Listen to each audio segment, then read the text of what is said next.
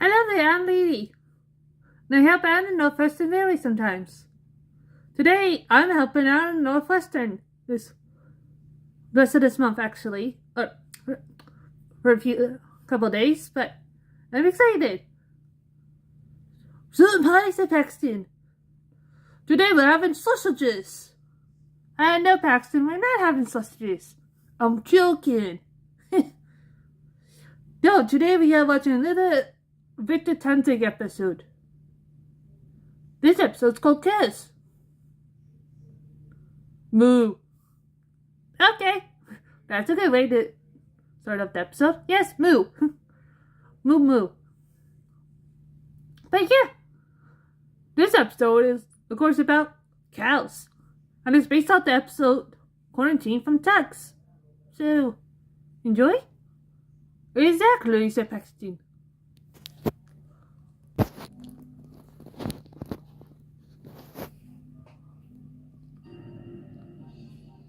train, for its type, is the most powerful vehicle on land.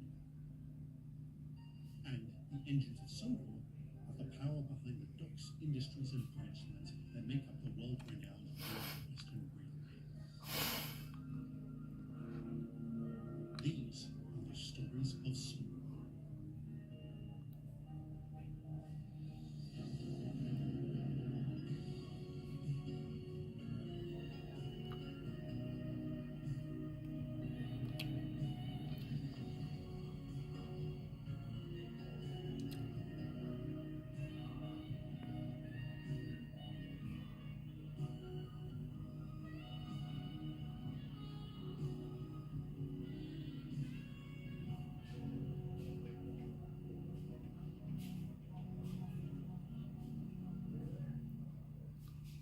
The onset of the spring of 1938 was well received by the ancients of Sodor, not just because it meant we could put the unpleasantness of the previous story behind us, but also because the parting of winter meant we could resume working properly.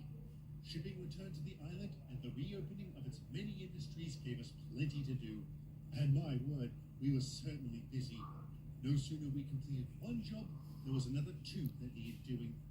I know it sounds strange my complaint that we had too much work, but speaking solely for the nor'easters, we were becoming tired and very irritable.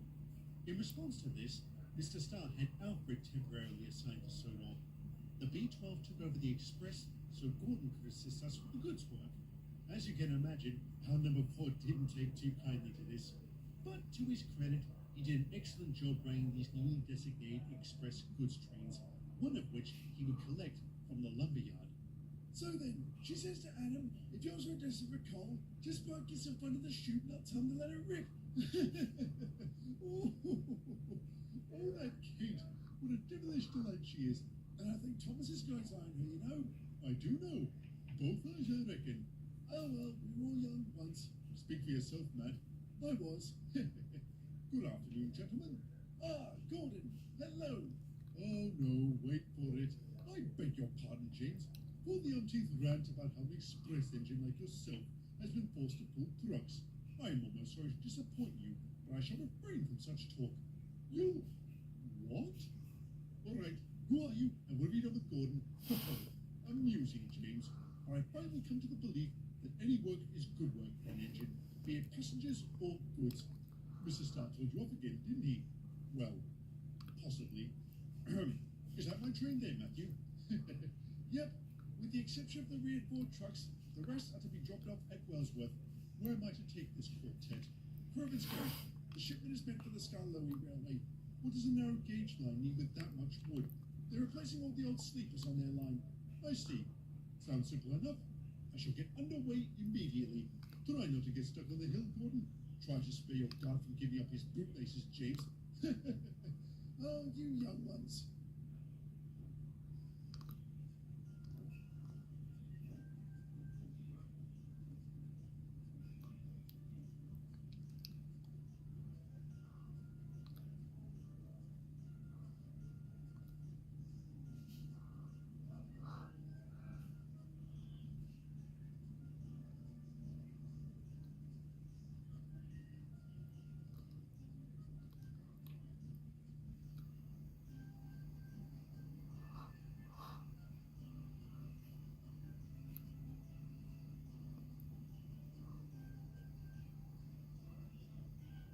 Oh,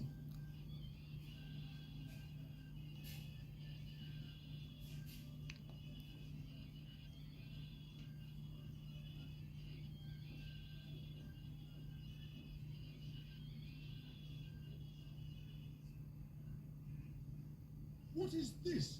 It's called a cow, Gordon. That is not what I meant, Anthony. Oh, don't get your pistons in a twist. I was only teasing. What's it doing here? It probably wandered out of that paddock over there. Well, it can wander right back there. Go on, you. Clear off. I said move it, you blithering bovine. Grr. I can see why you eat these creatures, Anthony. They're too stupid for anything else. All right, settle down, Gordon. We'll work something out. Well, well, well. What have we here? What the? Henry? Having a wee problem with that cow, are you? Nonsense. I really don't want to be too rough with the beast. You don't have to be rough, Gordon. Just about him. Or when you're an expert, are you? Watch this. All right, you. On your way. Yes, very effective. Even more impressive. Good show, Henry. Oh, shut up, Gordon. With their engines having failed, the crews decided to have a go at it. After a lot of prodding, pressing, and cursing, they finally got the cow back into its paddock by way of the gap in the wall it had obviously used to get onto the tracks in the first place. You're fine with keeping us quiet, right? Absolutely.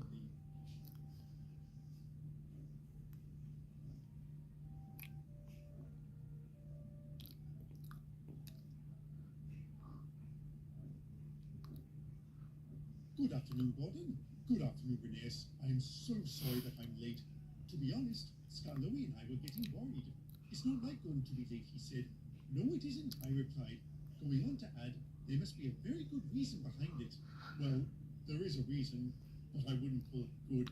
Nothing serious, I hope. No, nothing serious. Do you want to talk about it? I was stopped by a cow on the tracks. A cow? Really? Oh, it's so embarrassing. Why would you think that? Because a big engine like me was unable to scare the thing out of the way. Henry also had as little luck as I. Livestock are notoriously stubborn, Gordon. Scarlowy and I have had our own run-ins on our own railway. You have? Indeed. Mostly with sheep. They're just as bad. Even worse. Let's just say if I had my way, the term wouldn't be bird brain. I see. Well, thank you for being so understanding, Reneus. I feel that much better. Glad to hear. All the same, can I trust you to keep this under your bunker? Of course. Good. Breaking down on that hill was humiliating enough. But if word gets out about this, don't worry, Gordon. I'll stand mum.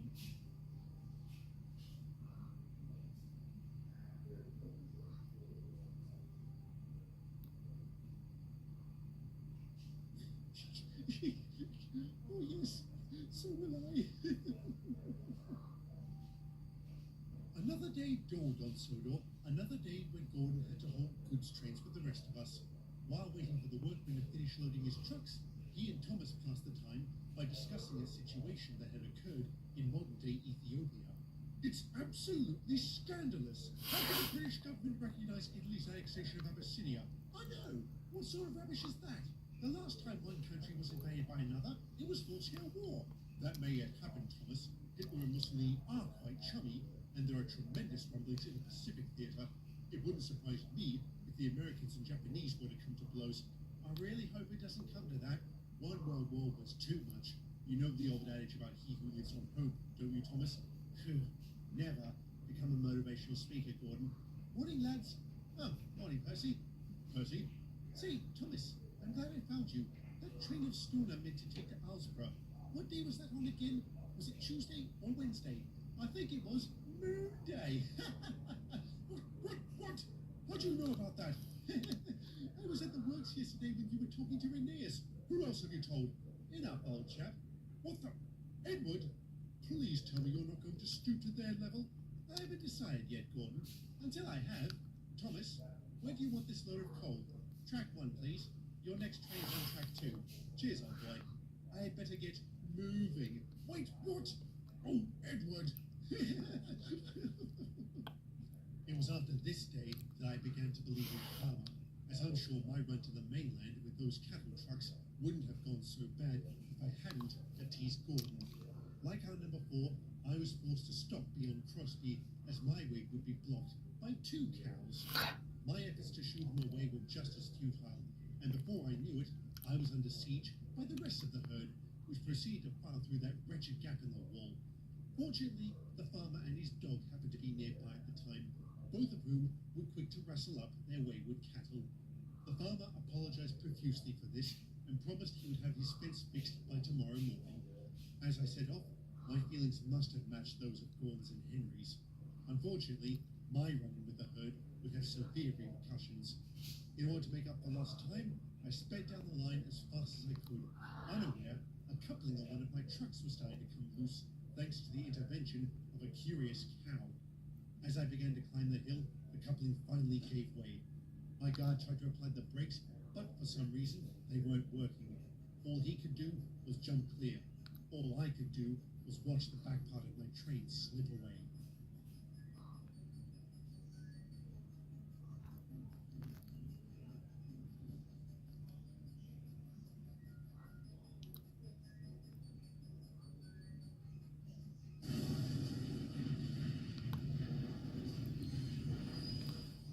The resulting accident was extremely severe.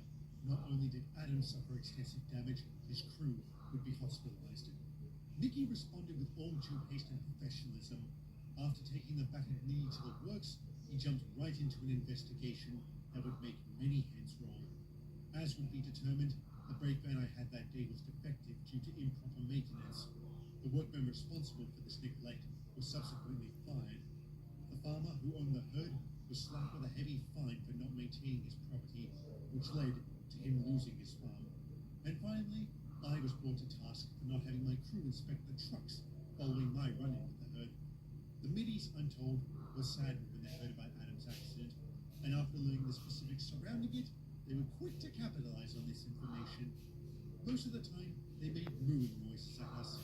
Other times, they would belittle us with remarks about how we were seemingly undone by such dim-witted livestock. But I'm pleased to say the middies would get theirs a couple of weeks after the accident. Okay, have you got it now? Yes, Diesel, I have. Take this call to Brendan and then pick up a train for delivery to Calden. I'm not stupid, you know. Then how come I've had to explain this to you 5 times? I'll stop picking on him, Diesel. Thank you, Reggie. I'll just get a move on you, dummy. If that coal isn't at the docks soon, Trollu will be stranded at the quayside. All right, I'm going. That engine must have been built with an empty smoke box. We all were, Diesel. Oh, ha, Reggie. Colin teach you that one? Why are you always so cruel to him, Diesel? He might not be the brightest engine in our group, might not, but he's certainly the kindest. Kindness don't mean anything in business, Reggie. You name one company that's ever gotten ahead by being nice. Sometimes I think you take our rivalry with the Noesis too seriously. Try telling that to Mr. Zorro.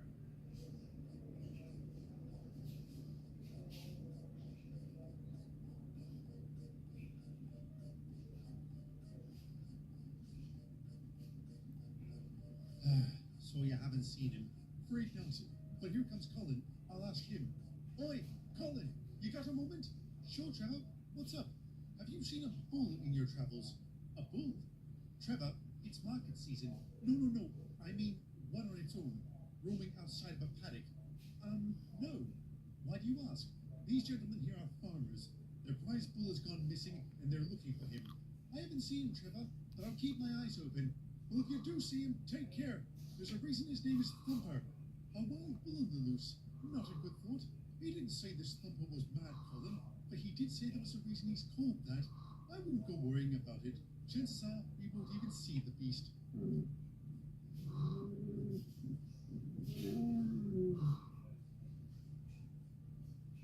I take it back. Bust my buffers! Look at the size of him. I'll say he must be 800 pounds in his pounds. Should we try moving him? You're welcome to give it a go, Colin, but I ain't leaving this cab. There's got to be something we can do. But what? Wait, I've got it. You do? Remember when we had all those refugees come to Sodor? Yes. I remember one of them telling me about this thing they used to do back in Spain to get bulls moving. To get bulls... Oh no. Wait, Colin! Taurus! Taurus! Why is he looking at me like that? Because you just taunted him, Colin. I did, and I don't think he liked it. You think he'll charge? Ah! I'm out of here!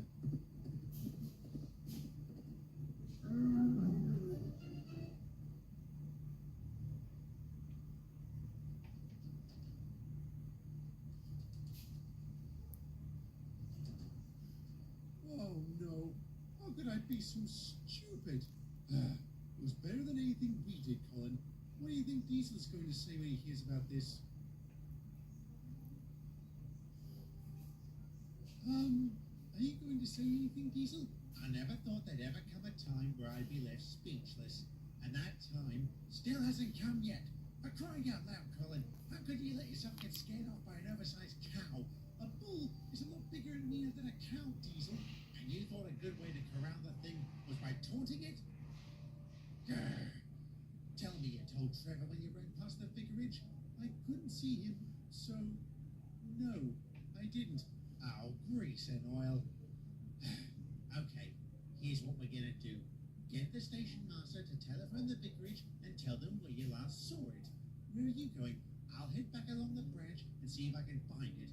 At a minimum, I can keep an eye on it. Maybe I can even keep it in place. And how are you going to do that, Diesel? By using my brain and not goad that thing into charging. This is a real mess you've gotten us into, Colin. If the Norrises hear about this, we're in trouble. If Mr. Zorro hears about this, I'm off. Try not to do anything stupid while I'm gone. Is it bad that I kind of want him to fail?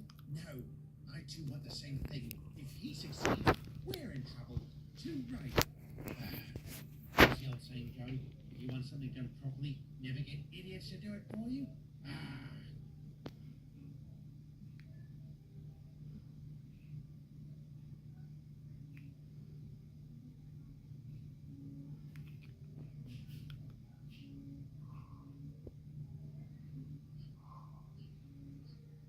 Oi, Trevor, I know Diesel. Colin found Thumper. The farmers are on their way. Tell him thank you. Yeah, I'll do just that.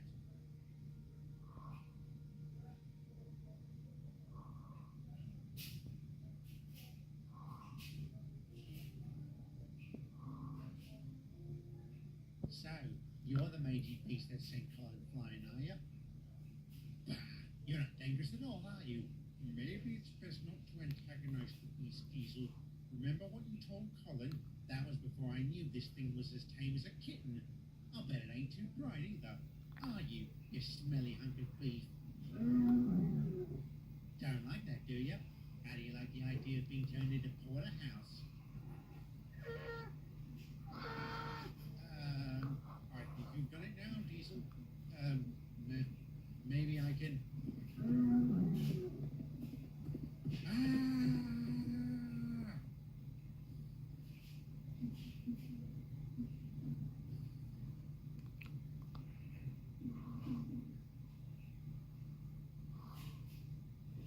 What did I say?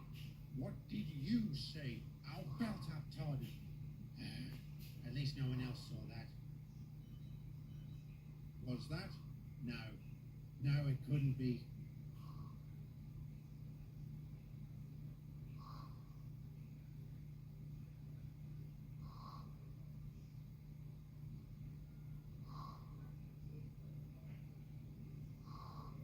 Thank you for helping out with Thumper, Diesel.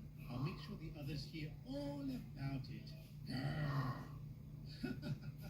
It really was luck that Toby happened to be coming back from Brendam at the precise moment the farmers learned where Thumper was. How our number 7 arrived in time to see Diesel run for his life. The farmers promptly picked up their wayward bull, with Toby dropping them all off at the vicarage. From there, they all returned to their farm. Toby couldn't tell the rest of us fast enough about Diesel's encounter, and we made sure to give him plenty of grief for the longest time. Now, you're probably wondering what Toby was doing on the Brendam branch in the first place. He was at the docks giving the middies a lecture on handling cattle trains. Why, Toby? Because of all the engines on Sodor, he had the most experience handling livestock. 28 years experience to be exact, which he had acquired from the 28 years he served on his old railway, which was located in the northwestern corner of the island. And as we were in the middle of market season, Toby's wisdom was invaluable. But that's a story for another day. So my bad, I thought we were watching Quarantine, but no, it was cows. But no, Quarantine's an upcoming reaction. So, yeah, I hope to, when I visit Soda again next month, I hope to be part of another reaction. If not, then April. But yeah. Anything to add, Paxton? We're not having sausages. But anyway, thank you so much for watching this reaction video. But yes, me and Lady will recap this episode soon. Anyway, don't mess with cows and bulls. Bye.